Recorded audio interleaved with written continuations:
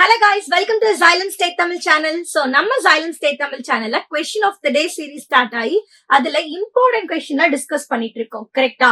அதுல நம்ம இன்னைக்கு பார்க்க போற question என்ன அப்படின்னா law of constant proportion ஓட ஒரு application base பண்ணி இருக்கிற question. Okay? Yes. So, question start பண்றதுக்கு முன்னாடி நம்ம கிளாஸோட ஹேண்ட் ரிட்டன் நோட்ஸ் வேணும் அப்படின்னா இந்த ஸ்கேனரை கிளிக் பண்ணி நீங்க டவுன்லோட் பண்ணிக்கோங்க. Okay? So, let's start the question. இந்த லெசன்ல இருந்து டிஸ்கஸ் பண்ண போறோம் from the atomic structure. Okay, so let's start. So இதோட அப்ளிகேஷன் போறதுக்கு முன்னாடி let's see what is law of constant proportion. அதுக்கடுத்து நம்ம அப்ளிகேஷன் ஓரியன்டட் கொஸ்டின் பார்க்கலாம். ஃபர்ஸ்ட் law of chemical combinationல ரெண்டு important law இருக்கு. What is the first law? It is the law of conservation of mass, which means mass of the reactant equal to mass of the product. Second law என்னது அப்படின்னு சொல்லி பாத்தீங்கன்னா law of constant proportion. இதுக்கு இன்னொரு பேர் என்ன சொல்லலாம்னா law of definite proportion அப்படின்னு சொல்லலாம். It is also called as law of definite proportion. Okay, so இதான் அதோட இன்னொரு நேம். So இதுல என்ன சொல்றாங்க, what is mean by law of definite proportion அப்படின்னா நீங்க ஒரு காம்பவுண்ட் எடுக்கிறீங்க டிஃப்ரெண்ட் இடத்துல இருந்து. Okay, so for example water. Okay, அந்த எக்ஸாம்பிள் தான் நம்ம பார்க்க போறோம். So வேற எடுக்கலாம். சப்போஸ் கால்சியம் கார்பனேட் நீங்க ப்ரிப்பேர் பண்றீங்க, அந்த கால்சியம் கார்பனேட் லெபார்டரியில இருந்து ப்ரிப்பேர் பண்றீங்க, இன்னும் உங்களுக்கு நேச்சர்ல இருந்து இன்னொன்னு கிடைச்சிருக்கு. அப்ப இது ரெண்டுத்தோட மாஸ் ரேஷியோ பாத்தீங்க அப்படின்னா கண்டிப்பா ஈக்குவலா இருக்கும். என்ன காரணம்? பிகாஸ் எந்த ஒரு காம்பவுண்ட் எடுத்தாலும் அதுல நம்பர் ஆஃப் ஆட்டம்ஸ் ஈக்குவலா இருக்கும். அப்ப நம்பர் ஆஃப் ஆட்டம்ஸ் ஈக்குவலா இருக்கும் போது கண்டிப்பா அதுல இருக்கிற மாஸ் ரேஷியோவும் ஈக்குவலா தானே இருக்கும். அவ்வளவுதான் law of definite proportion. So ஒரு எக்ஸாம்பிள் பாத்துடலாமா? NH3 எடுத்திருக்கேன். ஓகே, சோ இப்போ NH3 எக்ஸாம்பிள் எடுத்துட்டீங்கன்னா நைட்ரஜனோட வெயிட் எவ்வளோ? It is 14. சோ ஹைட்ரஜனோட வெயிட் எவ்வளோ?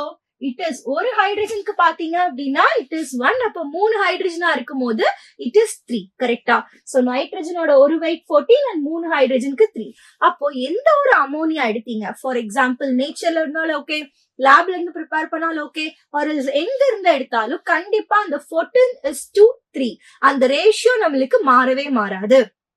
அதான் law of definite proportion. Statement என்ன சொல்றாங்கன்னு பாத்துடலாமா? In a pure chemical compound, the elements are always present in a definite proportion. So கண்டிப்பா elements definite proportionல present ஆயிருக்கும் by mass. So by mass ன்னு சொன்னாலும் correct தான், by number of atoms சொன்னாலும் correct தான். Okay, yes. So most of the bookல mass இருக்கறனால let's go with mass. Okay, இப்போ நம்மளோட question, அந்த அப்ளிகேஷன் question பார்க்கலாமா? என்ன சொல்றாங்க? Rudresh, Hari, Kanishka and Tahira collected different samples of water from a well, a pond, a river and a underground water. All these samples were sent to a testing laboratory. The test result showed that the ratio of hydrogen to oxygen as 1:8. Okay, so எல்லா sample ratio என்னதான் சொல்லிருக்கு? Hydrogen oxygen ratio 1:8 தான் சொல்லிருக்கு. Because water அப்படின்னாலே அங்க 2 hydrogen 1 oxygen, அதான் வாட்டரோட ratio. கரெக்டா? அப்ப what conclusion would you draw from the above experiment? என்ன கன்க்ளூஷன் சொல்லலாம் நம்ம? அப்போ எந்த ஒரு காம்பவுண்ட் எடுத்தாலும் மாஸ் ரேஷியோ மாறாது. That is my conclusion. Which law it is? It is a law of definite proportion. Correcta? So water has a fixed composition regardless from its source. எங்க எடுத்திருக்கோங்கிறது முக்கியம் இல்ல, percentage மாறாது. H2O வச்சு explain பண்ணிடலாமா? Hydrogen, oxygen, H2O. ஹைட்ரஜனோட wait எவ்வளோ?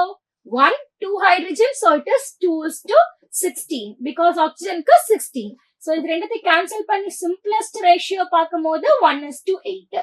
So well வாட்டரா இருந்தாலும் சரி, லேக் வாட்டரா இருந்தாலும் சரி, பாண்ட் வாட்டரா இருந்தாலும் சரி, 1:8 ரேஷியோ நம்மளுக்கு மாறவே மாறாது. கரெக்டா? சோ இதுதான் நம்மளுக்கு இன்னையோட கொஸ்டின் ஆஃப் த டே. உங்களுக்கு புரிஞ்சிருக்கும்னு நினைக்கிறேன். Correct guys? Okay, law of definite proportion. So this is your question. கொஸ்டினை நல்லா ரீட் பண்ணிட்டு கரெக்டான ஆன்சரை கமெண்ட் பாக்ஸ்ல கமெண்ட் பண்ணுங்க. நெக்ஸ்ட் கொஸ்டின் ஆஃப் த டேல நம்ம மீட் பண்ணலாம். தேங்க்யூ.